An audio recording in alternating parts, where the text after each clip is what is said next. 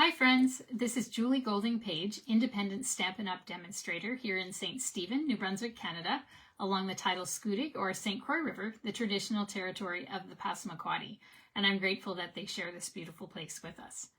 Today I have an easy card for you, an easy scenic card, and it's a really simple one to put together, so let's get right to it. I'll also have some stamping news as we go along, but here is a little sneak peek at our card, and I'm going to show you what I'm using today. It is the Grateful Blessing stamp set. I'm also going to be using this embossing folder, which is called Turtle Textures, but it can be used for lots more than just turtles. And I have this really beautiful paper that I'm using today too, which is called Thoughtful Journey. It's been out for a while. But it's got all kinds of pretty patterns here. So I'll just pull out a few of these so you can see kind of some of the options. So there's this one, and there's these lovely modeled prints. You can see there's all kinds of grass and that sort of thing in them as well. Ones that could be water and sky. And I'll show you a few more of kind of the full pictures as well so you can see. So this one, that's the same one again. This beautiful one, which could be maybe thistles or possibly clover as well. And then this one. And this is the paper we're going to be using today, a section of that. So I will show you. It's just this little piece of it. But you could use it in scrapbooks or you could use it in larger cards as well. So let's get right to it here. The first thing I want to do is I want to make this little postage stamp here, and that is with the perennial postage dies.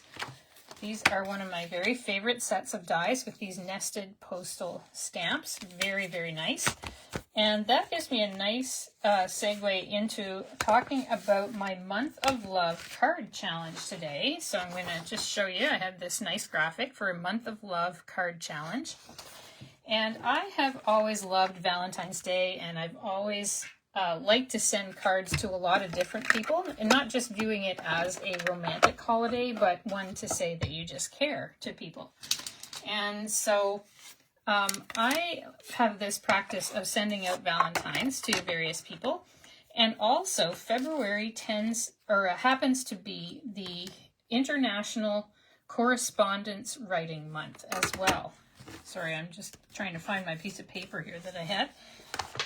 And with that month, you write all kinds of letters to people and make sure that it's a priority so that you can kind of get caught up with people and just write some letters as well and say that you care about them too.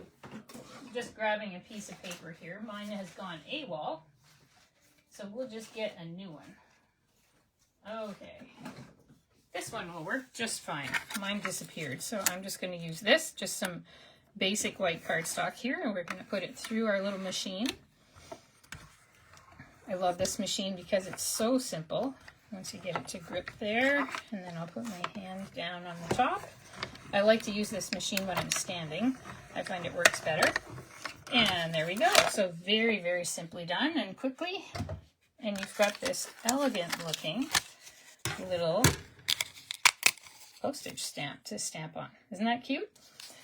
So back to this month of letters thing. So I have a Month of Love card challenge. So I want us to really try to liberate all those cards that many of us have in our cupboards or drawers or boxes, all these handmade cards that we've got, and we just haven't used them for anything.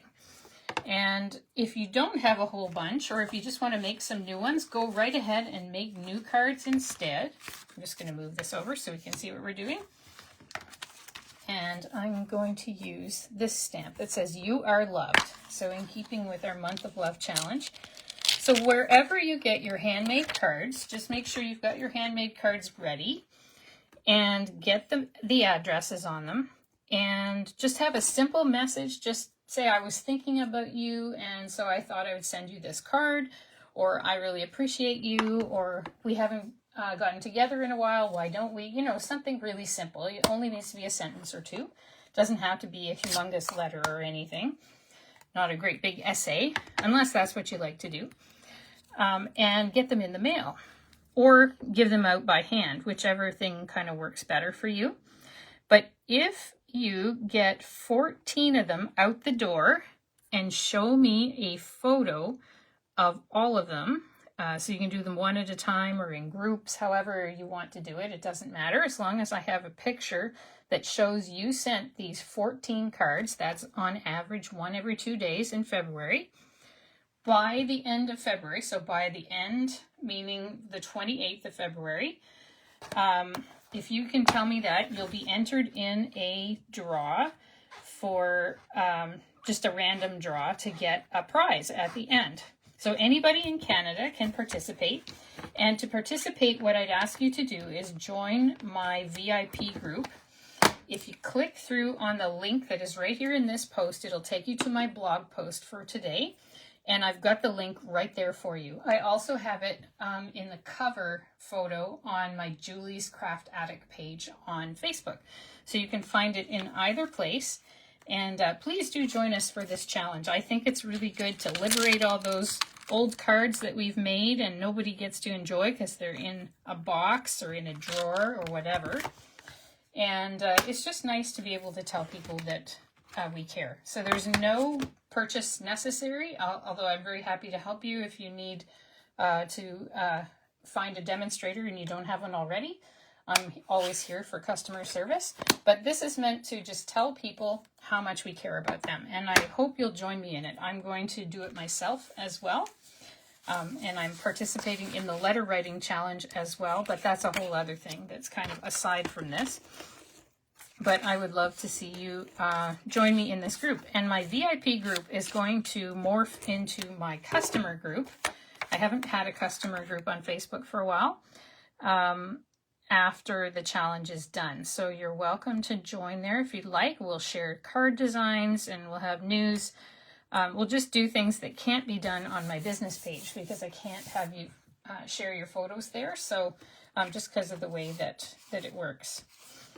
All right, so let's take this, and the next thing we're going to do, so this is the Thoughtful Journey paper, is that we're going to take this ribbon here, which is Petunia Pop, and it's called Iridescent Ribbon, and you can kind of see that beautiful iridescent finish there.